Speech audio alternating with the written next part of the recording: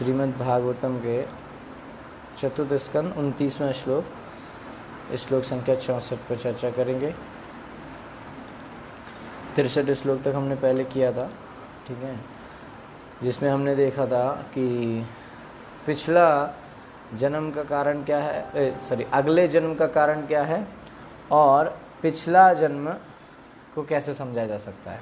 ठीक है, अब हम लोग अपने पिछले जो सूक्ष्म शरीर है, सूक्ष्म शरीर जो कि पिछले शरीर में भी वही था, इस शरीर में भी वही है, वही कारण है अगले शरीर को सिलेक्ट करने का। तो सूक्ष्म शरीर जो कि ख़त्म नहीं होता है, डिस्ट्रॉय नहीं होता है, जबकि स्थूल शरीर ख़त्म हो जाता है, तो उस सूक्ष्म शरीर को कैसे समझ सकते हैं। ठीक है, तो वो 64वें श्लोक में यहाँ पे बताया जाएगा। ठीक है, नानुभूतं क्वचानेन देहेना दृष्टम अश्रुतं कदाचिदुपलभ्येत यद्रूपं या अद्रगातम आत्मनि। ना कभी नहीं अनुभूतम अनुभव किया गया, क्वा किसी समय, चा भी, अनेन देहेन इस शरीर से, अदृष्टम कभी ना देखा गया, अश्रुतम कभी ना सुना हुआ, कदाचित कभी कभी, उपलभ्येत अनुभव किया जा सकता है, यत जो, रूपम रूप, यादृक जैसा भी, आत्मनि मन में। कभी कभी हमें ऐसी वस्तु का अचानक अनुभव होता है जिसे हमने इस शरीर में देख या सुनकर कभी अनुभव नहीं किया। अनुवाद में, कभी कभी हमें ऐसी वस्तु का अचानक अनुभव होता है जिसे हमने इस शरीर में देख या सुनकर कभी अनुभव नहीं किया। ना हमने उसे देखा इस शरीर में कभी इस जन्म में, और ना हमने उसे कभी सुना। कभी कभी हमें ऐसी वस्तुएं अचानक स्वप्न में दिख जाती हैं। तो कभी कभी हमको ऐसा सपना आ जाता है जिससे कोई संबंध ही नहीं है ना, वो सपने से कोई कनेक्शन नहीं है, ऐसा सपना। कभी कभी स्वप्न में, तात्पर्य श्रील प्रभुपाद जी के द्वारा, श्रील प्रभुपाद की जय, कभी कभी स्वप्न में हमें ऐसी वस्तुएं दिखती हैं जिनका अनुभव हमने इस शरीर में कभी नहीं किया हो। प्रभुपाद जी बता रहे हैं कि कभी कभी हम स्वप्नों में अपने आप को आकाश में उड़ते हुए अनुभव करते हैं, यद्यपि हमें उड़ने का कोई अनुभव नहीं होता।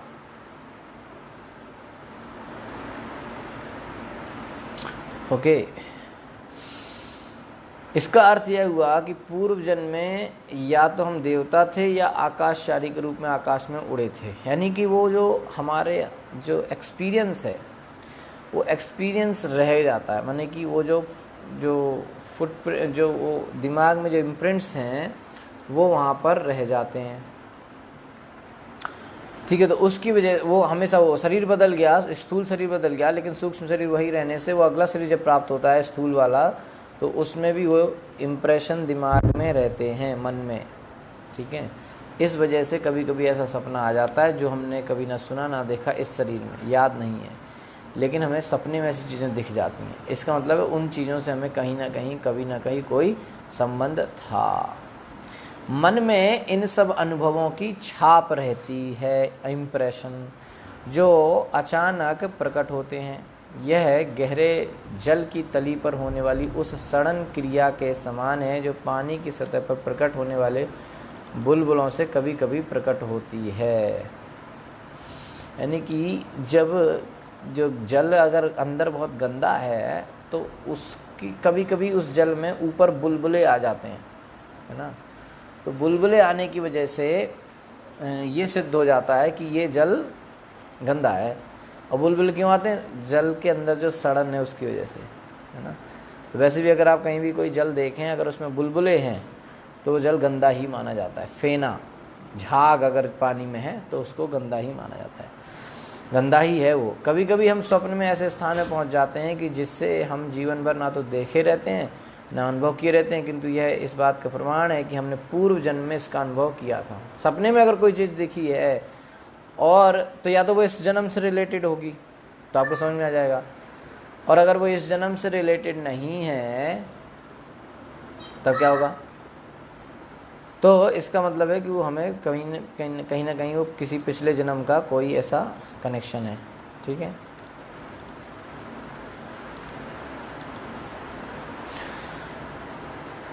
ओके, ठीक है।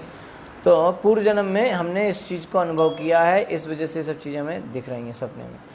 तो यह छाप मन में संचित रहती है और कभी कभी स्वप्न या विचार में प्रकट हो उठती है।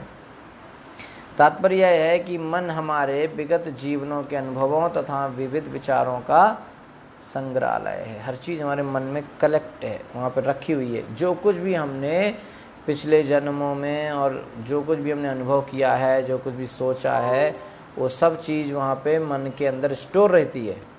इस प्रकार एक जीवन से दूसरे जीवन तक, विगत जीवन से इस जीवन तक और इससे भी भावी जीवन तक सातत्य श्रृंखला बनी रहती है। ये चेन चलती रहती है। वो जो कुछ भी हम कर रहे हैं, देख रहे हैं, वो इम्प्रेशन उसमें बन रहे हैं, इसकी पुष्टि है। और वो चलते रहेंगे, अगले जन्मों में भी वो इम्प्रेशन बनते रहेंगे, सब स्टोर होता रहेगा। बहुत ज़्यादा हार्ड डिस्क है, कभी ख़त्म नहीं होता हो, चाहे जितना उसमें को सब स्टोर, करोड़ों करोड़ों जन्मों का सेव है। इसलिए अजीब सा सपना आ आता है, क्योंकि पता नहीं किस जन्म में क्या एक्सपीरियंस हुआ था, उसका सपना अचानक से आ भी सकता है कभी कभी। जैसे कि जल में पानी सड़न नीचे है, लेकिन कभी कभी वो बुलबुले ऊपर आ जाते हैं, है ना। तो कभी कभी अचानक से वो पुरानी चीज़ सपने में आ गई, ठीक है। इसकी पुष्टि ऐसे कथनों के द्वारा भी होती है कि अमुक व्यक्ति जन्मजात कवि, वैज्ञानिक या भक्त है। तो ये भी ऐसा होता है कि कोई कोई व्यक्ति जन्मजात, उसमें बड़े लक्षण होते हैं। जैसे कोई कवि हो गया, कोई जन्म से कोई बहुत बड़ा बुद्धिमान व्यक्ति पैदा हुआ, जन्म से ही होशियार है, जन्म से कोई चीज़ जानता है। तो इस कहाँ से सीख ली? पिछले जन्मों के इम्प्रेशन हैं। भक्त भी होते हैं, कई बचपन से ही भक्त हैं, जन्म से ही भक्ति कर रहे हैं। यदि हम महाराज अम्बरीश की तरह इस जीवन में कृष्ण का निरंतर चिंतन करें, सवई मनः कृष्ण पदार विंदयो, तो हम मृत्यु के समय भगवान के धाम को चले जाएंगे। महाराज अम्बरीश ने अपने समस्त इंद्रियों को भगवान की सेवा में लगा दिया था, पूर्णतः भगवान की सेवा में लगे रहते थे। 9वें स्कंद में उनकी कथा है। यदि हमारा कृष्ण भक्त बनने का प्रयास पूरा नहीं भी हो पाता, तो हमारी कृष्ण भक्ति अगले जीवन में भी बनी रहेगी। अगर हमने महाराज अम्बरीश के जैसे भक्ति करी तो हम इसी जन्म के अंत में भगवान के धाम चले जाएंगे, ठीक है। लेकिन अगर मान लो नहीं उतना कर पाए, तो अगला जन्म जो होगा उसमें हम कृष्ण भक्ति बने रहेंगे। अगला जन्म भी हमें कृष्ण भक्ति करने को मिल जाएगा। ऐसी व्यवस्था बनाई है भगवान ने, और इसकी पुष्टि भगवान ने भगवद गीता के 6:41 में करी भी है। क्या?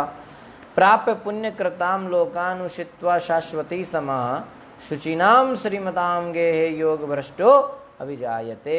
असफल योगी पुण्यात्माओं के लोक में अनेक वर्षों तक भोग करने के बाद धनी व्यक्तियों या सदाचारी लोगों के परिवार में जन्म लेते हैं। जो योगी, जो भक्त में है, भक्ति कर रहा था, अचानक से कुछ बात हो गई, वो भटक गया या मृत्यु आ गई और वो पूरी नहीं कर पाया भक्ति, तो अगले जन्म में तो उसकी भक्ति कभी नष्ट नहीं होगी, बल्कि अगले जन्म में उसको मौका दिया जाएगा कि वहीं से वो अपनी भक्ति आगे स्टार्ट करे, ठीक है। तो यदि हम कृष्ण ध्यान के सिद्धांतों का दृढ़ता से पालन करें, तो निस्संदेह हम अगले जीवन में गोलोक वृंदावन नामक कृष्ण लोक को भेजे जाएंगे। अगर अच्छे से कोई श्रवण कीर्तन विष्णु स्मरण करता है, भगवान के नाम का जप करता है, कथा सुनता है, तो निश्चय ही बिना किसी संदेह के वो इस जन्म के अंत में कृष्ण लोक, गोलोक वृंदावन। प्रभुपाद जी कह रहे हैं कि अगर हमने अच्छे से कृष्ण भक्ति करी, जैसा कि नियमों में बताया गया है, प्रभुपाद जी और गुरु महाराज के जैसे आदेश हैं उस हिसाब से अगर हमने अच्छे से भक्ति करी, तो हम डेफिनेटली इस जन्म के बाद भगवान के धाम, श्री धाम गोलोक वृंदावन में जाएंगे। हरि बोल। तेना से तादृशम राजन लिंगिन देह संभवम श्रद्धत्स्व अनुभूता अर्थ न मनः स्पृष्टुम अर्हति। तेन अतः अस्य जीव का तादृशम, उसके समान, राजन, हे राजन, लिंगिन सूक्ष्म मानसिक आवरण वाला देह संभवम, पूर्व शरीर में उत्पन्न, श्रद्धत्स्व, इसे तथ्य मानो, अननुभूता, अनदेखा, अर्थ वस्तुना, कभी नहीं मन में स्पृष्टुम, प्रकट करने के लिए, अर्हति, समर्थ है। अतः हे राजन, सूक्ष्म मानसिक आवरण वाला यह जीव, 65वां श्लोक है। अतः हे राजन, सूक्ष्म मानसिक आवरण वाला यह जीव, यानी कि जीवात्मा के ऊपर एक मानसिक आवरण, एक मन, सूक्ष्म शरीर है। ये जीव अपने पूर्व शरीर के कारण सभी प्रकार के विचार तथा प्रतिबिंब विकसित करता रहता है, पूर्व जन्म का। मेरी बात को तुम निश्चय समझो जब तक पूर्व शरीर में कोई वस्तु देखी हुई नहीं रहती तब तक मन के द्वारा उसकी कल्पना करने की संभावना नहीं उठती। अगर कोई पिछला इम्प्रेशन नहीं है तो मन में वो विचार आ नहीं पाएगा। कहीं ना कहीं वो चीज़ मन में जब इनपुट नहीं हुआ है मन के अंदर, तो वो अंदर आउटपुट कैसे आएगा? जब तक हार्ड डिस्क में कोई चीज़ नहीं डाली जाएगी उसमें रहेगी कैसे? तो वो गया है। ठीक है। कृष्ण बहिर्मुख हैया भोग वांछा करे, निकटस्थ माया तारे झपटिया धरे। चैतन्य प्रेम विवर्त से बता रहे हैं, कृष्ण बहिर्मुख हैया भोग वांछा करे, निकटस्थ माया तारे झापटिया धरे। जैसे ही कृष्ण से हम अपना मुंह घुमा लेते हैं, वैसे ही जैसे ही कृष्ण से मुंह घुमा के हमने सोचा कि हम भोग करें, इंद्रिय भोग करें, वैसे ही हम माया खींच के एक तमाचा हमको मारते हैं, माया झपट के हमको खींच लेती है। भगवान कृष्ण से हमको इसलिए विमुख नहीं होना है, भोग वांछा नहीं करनी, यानी कि इंद्रिय भोग की इच्छा नहीं करनी है। भगवान कृष्ण ही वास्तविक परम भोक्ता हैं, तो हमें भोग की इच्छा नहीं रखनी। क्यों? क्योंकि भोग करने वाला तो सिर्फ कृष्ण है, हम तो कौन है? दास हैं। तो जब जीव उनका अनुकरण करना चाहता है तो उसे भौतिक प्रकृति, भगवान कृष्ण ही वास्तविक परम भोक्ता हैं। जब जीव उनका अनुकरण करना चाहता है तो उसे भौतिक प्रकृति पर स्वामित्व जताने की अपनी झूठी अभिलाषाओं को पूरा करने का अवसर प्रदान कर दिया जाता है। यही उसके पतन का शुभारंभ है। कृष्ण ही परम भोक्ता हैं, कृष्ण ही भोग करेंगे। लेकिन जब हम ये सोचते हैं कि नहीं हम भी कृष्ण के जैसे भोग करेंगे, यानी कि जैसे कृष्ण सब कुछ खाएंगे और जो बचेगा वो प्रसाद में हम खाएंगे, लेकिन अगर हमने विचार किया कि नहीं हम कृष्ण को भोग नहीं लगाएंगे, हम डायरेक्ट खाएंगे, तो ये भोक्ता बनने का है ना। तो हमारे लिए है सब कुछ। अगर हमारी दृष्टि में हमें देखना चाहिए कि हमारी दृष्टि में क्या है। हमारी नज़र से अगर हम देखें तो जब भी हम किसी चीज़ को देखते हैं तो क्या दिखता है कि जो भी चीज़ देखे ये हमारे आनंद के लिए ही तो हम सोचते हैं। इस चीज़ को मिल जाने पर हम ऐसे भोग करेंगे, इस चीज़ के मिल जाने पर हम ऐसे आनंद करेंगे, यही हम देखते कि नहीं। तो यही तो भोक्ता बनने की इच्छा है, और जो ये इच्छा है तो इस इच्छा की वजह से हमारा पतन शुरू होता है। ठीक है। सब कुछ हमारे आनंद के लिए है। कोई चीज़ खाने की देखी तो अब हम खाएंगे तो अच्छा लगेगा, हम खा लें इसको, ये इच्छा आ रही है। कोई ड्रेस देखो तो हम पहन लें इसको, कोई घर अच्छा है तो इसमें हम रह जाएं, हमारा हो जाए सब हमारा, ये भोक्ता बनने की इच्छा है। तो ये इच्छा से क्या होता है कि यही हमारे पतन का कारण है। ठीक है। तो जब तक वह इस भौतिक वातावरण में रहता है मन उसका सूक्ष्म वाहन रहता है। मन के सूक्ष्म वाहन में बैठकर जीवात्मा इधर उधर घूम रहा है एक शरीर से दूसरे शरीर में। तो जब तक वह इस भौतिक वातावरण में रहता है, वह कौन? जीवात्मा, हम लोग। जब तक वह इस भौतिक वातावरण में रहता है मन उसका सूक्ष्म वाहन रहता है, जो सभी प्रकार की भौतिक इच्छाओं का भंडार है। ऐसी इच्छाएं विविध शारीरिक रूपों में प्रकट होती हैं। तो जो भौतिक इच्छाएं हैं अब उनको पूरा करना है तो उस तरह का शरीर पर दिया जाता है ताकि वो इच्छाओं को पूरा कर सके। तो जो हमारी इच्छाएं हैं वही हमारे शारीरिक रूप को प्रकट करती हैं। तो अगर भौतिक इच्छाएं हैं तो एक शरीर, हम जैसे हम भौतिक इच्छाएं करेंगे वैसा शरीर हमारे लिए बन रहा है, और जब वो हमारे शरीर रेडी हो जाएगा तो हम उसमें फेंक दिए जाएंगे, है कि नहीं। तो इच्छाएं आध्यात्मिक करनी है, यानी कि कृष्ण की सेवा की इच्छाएं करनी है। तो जब कृष्ण की सेवा की इच्छाएं करेंगे तो आध्यात्मिक शरीर बनेगा, तो आध्यात्मिक शरीर मिल जाएगा, तो भगवान के धाम में जाएंगे। ये होता है। ठीक है। श्री नारद मुनि राजा से इस तथ्य को ग्रहण करने के लिए कहते हैं क्योंकि वे अधिकारी हैं। निष्कर्ष यह है कि मन हमारी विगत इच्छाओं का भंडार है और हमें यह वर्तमान शरीर उन्हीं विगत इच्छाओं के कारण प्राप्त हुआ है। मन में सारी इच्छाएं भरी हुई हैं और उन्हीं इच्छाओं की वजह से शरीर हमको प्राप्त हो गया है।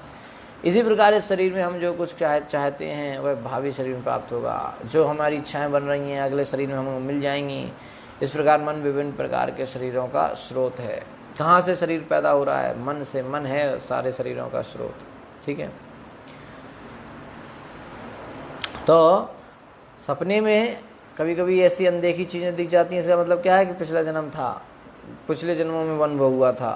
ठीक है कि नहीं। और 65वें श्लोक में बताया है कि जो दिमाग में जो छाप है, इम्प्रेशन है, वो पिछले जन्म में भी हमने कुछ अनुभव किया होगा, वो सब बने रहते हैं, है ना। तो वो हमें नए शरीर पैदा कराते, वो इच्छाएं। तो यदि मन को कृष्ण भक्ति द्वारा शुद्ध कर लिया जाए, मन सारा गड़बड़ कहाँ है? मन में सारा गड़बड़ है। मन में गड़बड़ होने की वजह से सब प्रॉब्लम हो रहा है, मन में कचड़ा भर गया है कि नहीं। तो मन को शुद्ध करना है, तो मन को शुद्ध करने के लिए क्षेत्र दर्पण मार्जन, यानी कि मन की सफाई करने के लिए क्या करना है? परम विजयते श्री कृष्ण संकीर्तनम। श्री कृष्ण संकीर्तन, भगवान श्री कृष्ण के नाम का निरंतर जप ही मन को शुद्ध कर सकता है। तो यदि मन को कृष्ण भक्ति द्वारा शुद्ध कर लिया जाए, कृष्ण भक्ति क्या है? हरे कृष्णा कृष्णा कृष्णा हरे हरे, हरे राम राम राम हरे हरे, यही तो कृष्ण भक्ति है। कृष्ण कथा सुनो, कृष्ण नाम का जप करो, संकीर्तन करो, कृष्ण प्रसाद पाओ, 4 नियम का पालन करो, यही कृष्ण भक्ति है। तो यदि मन को कृष्ण भक्ति द्वारा शुद्ध कर लिया जाए तो भविष्य में आध्यात्मिक तथा कृष्ण भक्ति से युक्त शरीर ही प्राप्त रहेगा। अगर मन में मन शुद्ध हो गया और कृष्ण भक्ति के ही विचार आते हैं, कृष्ण भक्ति की इच्छाएं आती हैं, कृष्ण भक्ति का ही चिंतन है, तो फिर आध्यात्मिक शरीर मिलेगा ना। क्योंकि जैसी इच्छाएं बनेंगी वैसा शरीर मिलने वाला है। आध्यात्मिक इच्छाएं तो आध्यात्मिक शरीर, ठीक है। भौतिक इच्छाएं तो भौतिक शरीर। तो अगर किसी की इच्छाएं हैं कि भैया मैं जो है खूब वो खाना चाहता है, वो खाना और सोना चाहता है, नॉनवेज खाए और सोता रहे, तो बनेगा वो जानवर, जंगल का शेर, चीता, भेड़िया, है ना। भालू बन जाएगा, सोता रहेगा, पोलर बियर। ऐसा शरीर ही हमारा आदि रूप है, जैसा कि श्री चैतन्य महाप्रभु ने पुष्टि की है। तो यदि भगवान कृष्ण की भक्ति करेंगे तो मन शुद्ध हो जाएगा और भविष्य में आध्यात्मिक तथा कृष्ण भक्ति से युक्त शरीर ही प्राप्त होगा। और यही शरीर एक्चुअली में हमारा आदि रूप, हमारा वास्तविक स्वरूप है, वो है ना, आध्यात्मिक स्वरूप। आध्यात्मिक शरीर ही हमारा वास्तविक स्वरूप है, जैसा कि भगवान श्री चैतन्य महाप्रभु ने बताया है कि जीवेर स्वरूप है कृष्णेर नित्यदास। महाप्रभु ने क्या पुष्टि करी है कि जीवेर स्वरूप है कृष्णेर नित्यदास। जीव का स्वरूप क्या है? कि कृष्ण के नित्यदास। वो कृष्ण का हमेशा नित्य दास है, यही हमारा वास्तविक पहचान है, ठीक है। बार बार हम बता रहे हैं हमारी वास्तविक पहचान है, हम कृष्ण के दास हैं। अपने आधार कार्ड में हमें लिख लेना चाहिए कि हम कृष्ण के दास हैं। तो प्रत्येक जीव स्वाभाविक रूप से कृष्ण का शाश्वत दास है, यही हमारी वास्तविक पहचान है। यदि कोई व्यक्ति भगवान की भक्ति में लगा रहता है तो समझना चाहिए कि वह इसी जीवन में मुक्त हो चुका है। इसकी पुष्टि श्री रूप गोस्वामी द्वारा हुई है। यानी कि अगर वो भगवान वो है, भौतिक जगत में है, लेकिन उसकी क्रियाएं देखो, उसका 24 घंटे मन, बुद्धि और मनसा वाचा करना पूरा तरीके से कृष्ण भक्ति में उस लगा हुआ है, तो यहाँ है भले पर मुक्त है ऑलरेडी। तो रूप गोस्वामी पाद, श्री रूप गोस्वामी पाद भक्ति रसायन सिंधु में बता रहे हैं, यह यस्य हरेर दास्ये कर्मणा मनसा गिरा निखला स्वप्यवस्थासु जीवन मुक्त स उच्यते। उसको क्या कहते हैं? जीवन मुक्त कहते हैं। किसको? जो मनसा, मन से, वाणी वाचा, वाणी से, कर्मणा, कर्म से भगवान की दिव्य सेवा में लगा रहता है ऐसा व्यक्ति, उसे भौतिक जीवन की सभी अवस्थाओं से मुक्त समझना चाहिए। वो भौतिक जीवन भौतिक अवस्थाओं में नहीं है। कृष्ण भावनामृत आंदोलन इसी सिद्धांत पर आधारित है। हमें लोगों को भगवान की सेवा में सदा लिप्त रहने की शिक्षा देनी चाहिए, क्योंकि वही उनकी स्वाभाविक स्थिति है। कृष्ण भक्ति आंदोलन में क्या है, इस्कॉन में क्या है कि हम लोग कृष्ण भक्ति करने का प्रयास कर रहे हैं और दूसरों को भी कराने का प्रयास कर रहे हैं। हमें लोगों को भगवान की सेवा में सदा लिप्त रहने की शिक्षा देनी चाहिए, श्रील प्रभुपाद जी कह रहे हैं। क्यों? क्योंकि वही उनकी स्वाभाविक स्थिति है। लोग भटक रहे हैं, लोग परेशान हैं, लोग दुखी हैं। क्यों? क्योंकि वो अपनी स्वाभाविक स्थिति में नहीं है। जब अपनी वास्तविक स्थिति में आ जाएंगे तो वो अपना वास्तविक क्रियाएं करने लगेंगे और उनको वास्तविक आनंद प्राप्त हो जाएगा। तो जो निरंतर भगवान की सेवा में लगा हो उसे पहले से मुक्त समझना चाहिए। इसकी पुष्टि भगवद गीता में भी हुई है। माम चायो अव्यभिचारेण भक्ति योगेन सेवते सा गुणान समतीतैतान ब्रह्म भूयाय कल्पते। सा गुणान समतीतैतान ब्रह्म भूयाय कल्पते। जो व्यक्ति शुद्ध भक्ति के दिव्य कर्मों में सदैव लगा रहता है, हमेशा शुद्ध भक्ति कर रहा है, वह तुरंत प्रकृति के गुणों को पार करके आध्यात्मिक पथ पर ऊपर उड़ जाता है। जो व्यक्ति हमेशा कृष्ण भक्ति कर रहा है, श्रवण कर रहा है, कथा सुन रहा है, जप कर रहा है ना, कृष्ण प्रसाद ले रहा है, हमेशा भगवान का चिंतन कर रहा है, शुद्ध भक्ति के यही दिव्य कर्म हैं। क्या? श्रवणम कीर्तनम विष्णु स्मरणम अर्चनम वंदनम दास्यम साक्ष्यम आत्म निवेदनम, यही इन्हीं में जो लगा हुआ है 24 घंटे यही करता रहता है, वो व्यक्ति पर प्रकृति के गुण कैसे काम करेंगे? वो तो प्रकृति के गुणों के ऊपर ही हो गया ना, तभी तो कर पा रहा है, तो तुरंत ऊपर उठ जाता है। इसलिए सा गुणान समते दैतान ब्रह्म भूयाय कल्पते, अतः वो भक्त त्रिगुणातीत तो ब्राह्मण पद से भी परे होता है। तीनों गुणों से ऊपर तो होता ही है, ब्राह्मण से भी ऊपर होता है। तो ब्राह्मण रजो तथा तमो इन दो निम्न गुणों से दूषित हो सकता है। जो शुद्ध भक्त मानसिक स्तर पर अनुभव की गई भौतिक इच्छाओं से मुक्त होता है, मन के स्तर पर जो शुद्ध भक्त मानसिक स्तर पर अनुभव की गई भौतिक इच्छाओं से मुक्त होता है और काल्पनिक ज्ञान या सकाम कर्म से भी मुक्त होता है, वह भौतिक परिस्थितियों से ऊपर उठा हुआ तथा मुक्त होता है ना।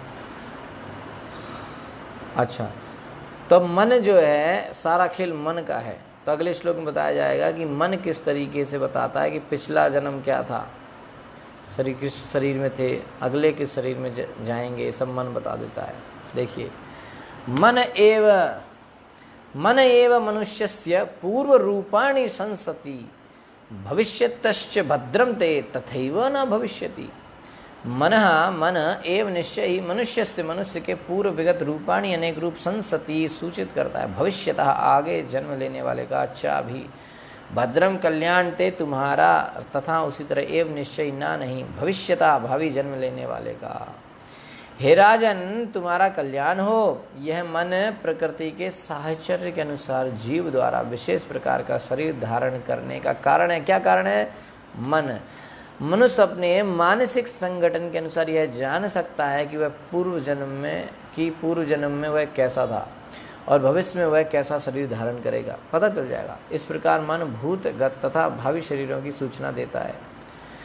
मन मनुष्य के गत तथा भावी जीवन विषयक सूचनाओं को देने वाला सूचकांक है। मन से पता चलेगा कि पिछला शरीर कैसा था, अगला शरीर कैसा मिलेगा। यदि कोई मनुष्य भगवान का भक्त है, उसने पूर्व जन्म में भक्ति की थी। यदि कोई मनुष्य भगवान का भक्त है, उसने पूर्व जन्म में भक्ति की थी। इसी प्रकार यदि किसी का मन अपराधी है तो वह पूर्व जन्म में अपराधी था। इसी प्रकार मन के अनुसार हम जान सकते हैं कि भावी जीवन में क्या होगा। भगवद गीता में यह कहा गया है। क्या कहा गया है? ऊर्ध्वम गच्छन्ति सत्वस्था मध्य तिष्ठन्ति राजसा जगन्य गुण वृत्तिस्था अधो गच्छन्ति तामसा।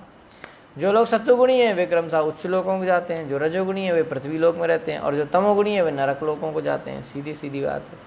यदि कोई मनुष्य सतोगुणी तो उसके मानसिक कार्य से उच्च लोकों को ले जाएंगे। सतोगुणी काम है तो करता है तो उच्च लोकों में जाएगा, यानी कि स्वर्ग लोक, मरहर लोक, जप लोक, तप लोक, ऐसे जाएगा। इसी प्रकार यदि किसी की मानसिकता निम्न है तो उसका भावी जीवन अत्यंत घृणित होगा। जीव के भूत तथा भविष्य के जीवन उसकी मानसिक दशा से सूचित होते हैं। नारद मुनि यहाँ पर राजा को कल्याण का आशीर्वाद दे रहे हैं, भद्रम ते, जिससे राजा को किसी वस्तु की इच्छा अथवा इंद्रिय तृप्ति के लिए किसी प्रकार की योजना बनाने की आवश्यकता ना रहे। राजा भविष्य में श्रेष्ठतर जीवन प्राप्त करने के उद्देश्य से सकाम अनुष्ठान करने में व्यस्त था। नारद मुनि चाहते थे कि वह सारे मनोरथ त्याग दे, जैसा कि पहले कहा जा चुका है। सारे देहधारी अपने मनोरथों के अनुसार स्वर्ग तथा नरक को जाते हैं और भौतिक सुख तथा दुख मानसिक धरातल तक ही सीमित होते हैं। तो नारद जी चाहते हैं कि सभी मनोरथों को छोड़े, क्योंकि मन में इच्छाएं हैं तो उनकी वजह से इसको अगला जन्म मिल सकता है। तो ये भौतिकता के स्तर से ऊपर उठे और सारे मानसिक मनोरथों को त्याग दे। वे मन रूपी रथ, मनोरथ मान होता है मन रूपी रथ, तो ये सब चीज़ें वे मन रूपी रथ पर घटित होते हैं। तो नारद जी कह रहे हैं कि नारद जी सोच रहे हैं कि ये राजा प्राचीन परिषद पूरा शुद्ध हो जाए और इसी जन्म में भगवान के धाम चला जाए, है ना। ये जो मन में सकाम कर्म करने की इच्छा है उनको त्याग दे। जैसा कि पहले कहा जा चुका है, सारे देहधारी अपने मनोरथों के अनुसार स्वर्ग तथा नरक को जाते हैं और भौतिक सुख तथा दुख मानसिक धरातल तक ही सीमित होते हैं। वे मन रूपी रथ मनोरथ पर घटित होते हैं। तक कहा गया है कि यानी कि जो भौतिक सुख हैं, दुख हैं, ये किस स्तर तक है? मन आत्मा के स्तर तक, आत्मा को छूते नहीं है, मन पे ही है ना। मन ही हमें सब चक्कर दे रहा है, वही चीज़ है। पर उसको हमने बताया था ना, आपको एक दिन उदाहरण बताया था कि दो अच्छी खबर आए, एक अच्छी खबर एक बुरी खबर आए, तो आप दोनों में गड़बड़ हो सकती है। तो मन के ही स्तर पे सब हो रहा है ना। तो भौतिक चीज़ें मन तक ही जा पाएंगी, उसके अंदर आत्मा तक नहीं जा पाएंगी। भागवत में बताया गया बहुत अच्छा श्लोक, यस्यास्ति भक्तिर भगवत किंचना सर्वैर्गुणस्तत्र समासते सुरा हराव भक्तस्य कुतो महद्गुणा मनोरथेना सति धावतो वही।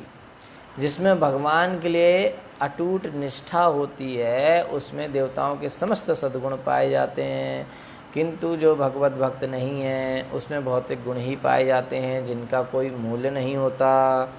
इसका कारण यह है कि वह मानसिक धरातल पर मंडराता रहता है और माया की चमक दमक के प्रति निश्चित रूप से आकृष्ट होता रहता है।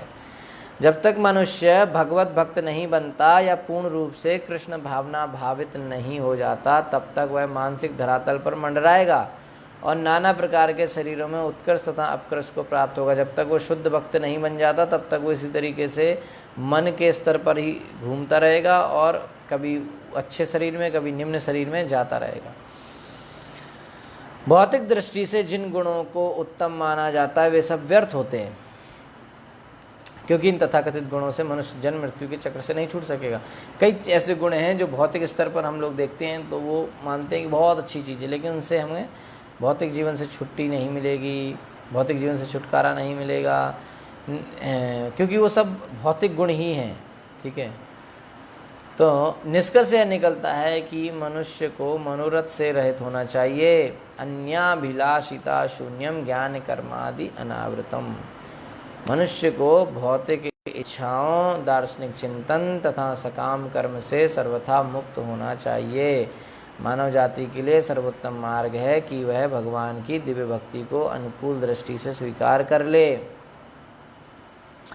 मानव जीवन की सर्वोत्कृष्ट सार्थकता यही है, क्या कि वो अपना मनुष्य जीवन कृष्ण भक्ति में लगा दे।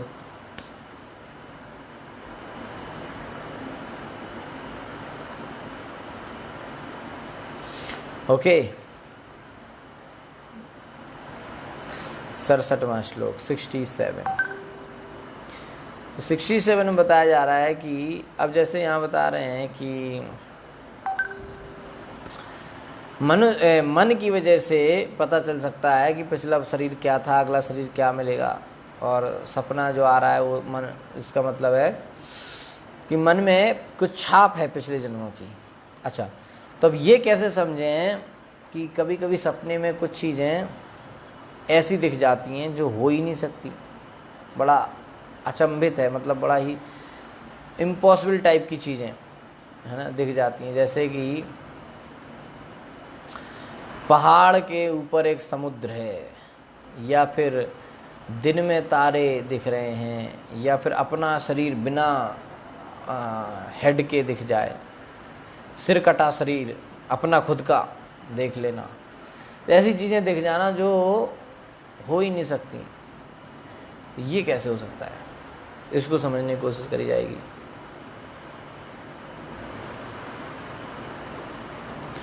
ओके, 67 में अदृष्टम अश्रुतम च अत्र क्वचित मनसि दृश्यते यथा तथा अनुमंतव्यम देश काल क्रिया आश्रयम। अदृष्टम न देखी गई, अश्रुतम न सुनी गई, चा तथा अत्र इस जीवन में क्वचित कभी मनसी मन में दृश्यते देखे जाते हैं, यथा जिस प्रकार तथा उसी प्रकार अनुमंतव्यम समझा जाना चाहिए, देश स्थान काल समय क्रिया कर्म आश्रयम आश्रित। कभी कभी स्वप्न में हम ऐसी वस्तु देखते हैं जिसको हम इस जीवन में कभी ना तो अनुभव किए होते हैं और ना सुने होते हैं, किंतु ये सभी घटनाएं विभिन्न कालों, स्थानों तथा परिस्थितियों में अनुभव की गई होती हैं। पिछले श्लोक में यह कहा गया था कि एक दिन में हम जो अनुभव करते हैं उसे ही रात्रि में सपने में देखते हैं, किंतु ये ऐसा क्यों है कि जिस वस्तु को ना तो हमने देखा है और ना जिसके बारे में कभी सुना हो, वह कभी कभी हमें सपने में दिखती है। यहाँ यह कहा गया है कि भले ही इस जीवन में ऐसी घटनाओं का अनुभव ना हुआ हो, वे पूर्व जन्मों में अनुभव की गई रहती हैं। काल तथा परिस्थिति के अनुसार वे इस प्रकार मिल जाती हैं कि स्वप्न में हमें कभी ना अनुभव की गई किसी आश्चर्यजनक वस्तु के रूप में दिखती हैं। ठीक है, उदाहरणार्थ हमें स्वप्न में पर्वत की चोटी पर समुद्र दिख सकता है, अथवा हम सूखा समुद्र देख सकते हैं। ये देश तथा काल में विभिन्न अनुभवों के मेल होते हैं। कभी कभी हमें सुनहरा पर्वत दिखाई पड़ सकता है। यह सोना तथा पर्वत के पृथक पृथक अनुभवों के कारण होता है। स्वप्न में मोहवश हम इन पृथक पृथक कारकों को मिला देते हैं। इस प्रकार हम सुनहरा पर्वत या दिन के समय तारे देख पाते हैं। तात्पर्य यह है कि सारे मनोरथ हैं, यद्यपि उनका वास्तविक अनुभव भिन्न भिन्न परिस्थितियों में हुआ रहता है। स्वप्न में मात्र वे मिल जाते हैं। अगले श्लोक में इसकी और भी व्याख्या की गई है। होता क्या है कि जब व्यक्ति ने पिछले जन्मों में, जैसे उसने समुद्र भी देखा था और पहाड़ भी देखा है, सोना भी देखा है, तो अलग अलग समय में ये अलग अलग अनुभव हैं। लेकिन हो सकता है कभी वो हौच पौच हो जाए, तो 2-3 अनुभव एक साथ मिल जाए थोड़ा थोड़ा, तो वो उटपटांग चीज़ें दिखने लगती हैं सपने में, है ना। सोना भी देखा है बहुत और पहाड़ भी देखा, तो हो सकता है दोनों अनुभव मिल जाए तो सुनहरा पहाड़ दिखने लगे, है ना। तो कई इम्प्रेशन कभी कभी मिक्सअप होके भी हमें एक नई इमेज बना के सपने में दिखा सकते हैं। ठीक है, ये है इमेज प्रोसेसिंग। ठीक है, तो हमको लगता है ऐसी तो चीज़ हो ही नहीं सकती, तो हो नहीं सकती है, लेकिन ये क्यों हुई है, क्यों सपने में दिख रही है? क्योंकि ये कई तरह की इमेजेस को, कई तरह की छाप हैं जो हमारे मन में कई जन्मों की, उन वो आपस में मिक्स कर रहा है। ठीक है, आगे और समझिए। सर्वे क्रमानुरोधेन मनसीन्द्रिय गोचर आयांति बहुशो यान्ति सर्वे समनसो जना। सर्वे सभी क्रम अनुरोधेन, क्रमानुसार मनसी मन में इंद्रियों द्वारा गोचरा अनुभूत आयांति आते हैं, बहुशा अनेक प्रकार से यान्ति चले जाते हैं। सर्वे सभी समनसः मन से जना जीव। जीव का मन विभिन्न स्थूल शरीरों में रहा करता है और इंद्रिय तृप्ति के लिए व्यक्ति की इच्छाओं के अनुसार मन विविध विचारों को अंकित करता रहता है। जैसे इंद्रिय तृप्ति का विचार होता है, इच्छाएं होती हैं, उस हिसाब से विचारों को मन में विचार छपते रहते हैं। तो वैसे जीव का मन विभिन्न स्थूल शरीरों से होके आए, तो ये मन में, तो जीव का मन विभिन्न स्थूल शरीरों में रहा करता है और इंद्रिय तृप्ति के लिए व्यक्ति की इच्छाओं के अनुसार मन विविध विचारों को अंकित करता रहता है। अलग अलग शरीरों में मन होके आया है, तो अलग अलग एक्सपीरियंस सब हैं, तो उन सबको वो सभी विचारों को नोट किया हुआ है, मन में छाप बन गई। ये मन में विभिन्न मिश्रणों, मेलों के रूप में प्रकट होते हैं। अतः कभी कभी तो सारी चीज़ मिक्स हो रही हैं। अतः कभी कभी ये प्रतिबिंब ऐसी वस्तुओं के रूप में प्रकट होते हैं जो पहले ना तो कभी सुनी गई और ना देखी गई होती हैं। तो कभी कभी ये चीज़ें चूँकि मिक्स हो गई हैं, कई इधर उधर के प्रतिबिंब या छाप, तो ये चीज़ें ऐसी दो चीज़ें मिला के भी कोई चीज़ हमें दिख सकती है। कुत्ते के शरीर में स्थित जीव के कार्यों का अनुभव किसी भिन्न शरीर के मन द्वारा किया जा सकता है। अतः ये कार्य ना तो कभी सुने गए और ना ही देखे गए प्रतीत होते हैं। मन बना रहता है, यद्यपि शरीर बदल जाता है। यहाँ तक कि इसी जीवन में भी हम कभी कभी अपने बचपन के सपनों का अनुभव करते हैं।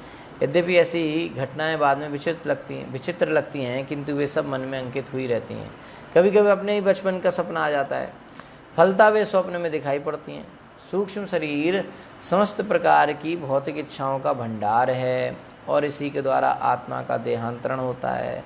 जब तक मनुष्य कृष्ण भक्ति में पूर्ण रूप से, तो क्या है भौतिक इच्छाओं का भंडार, क्या है हमारा सूक्ष्म शरीर, मन बुद्धि अहंकार। और इसी सूक्ष्म शरीर मन की वजह से, मन बुद्धि अहंकार की वजह से आत्मा का देहांतरण होता है, यानी कि एक आत्मा एक शरीर से निकल के दूसरे शरीर में जाती है।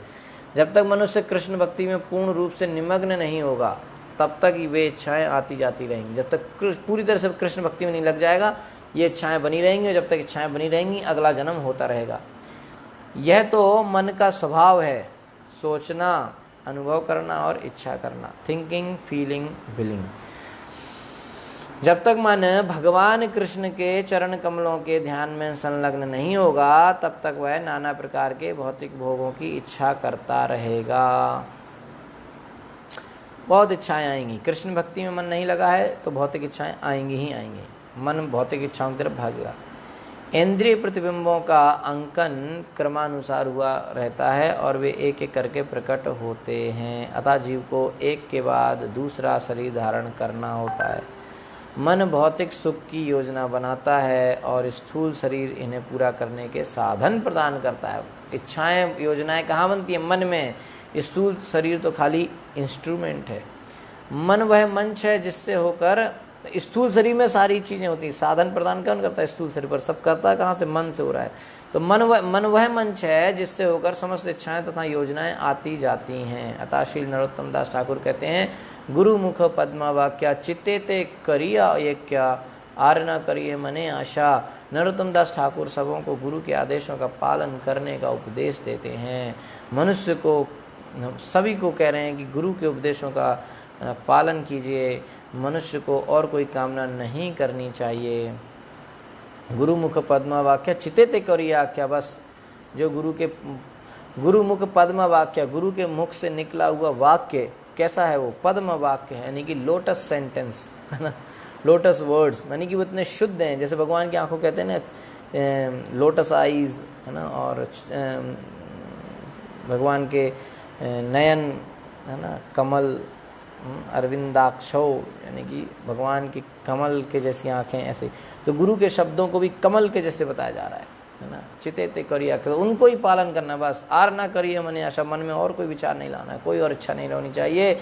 यदि गुरु द्वारा बताए गए विधि विधानों का दृढ़ता पूर्वक पालन हो तो मन कृष्ण की सेवा के अतिरिक्त अन्य किसी प्रकार की इच्छा नहीं कर सकेगा।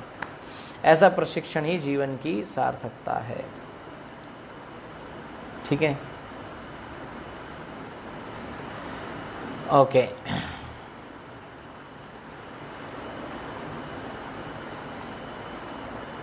तो मन को ही बताया गया है कि सारा स्टोर हाउस, सारा जो कुछ है गार्बेज मन में ही भरा हुआ है। तो अब आगे बताया जाएगा कि कैसे एक भक्त इस एक जन्म से दूसरे जन्म में जो देहांतरण हो रहा है, एक शरीर से दूसरे शरीर में आत्मा जा रही है, इसको कैसे एक भक्त रोक सकता है, इस बारे में 69वें श्लोक में इस बारे में चर्चा की जाएगी। Okay, Hare Krishna. Thank you so much. शिल प्रभुपाद की जय। ग्रंथराज श्रीमद् भागवतम की जय। अनंत कोटि वैष्णव की जय।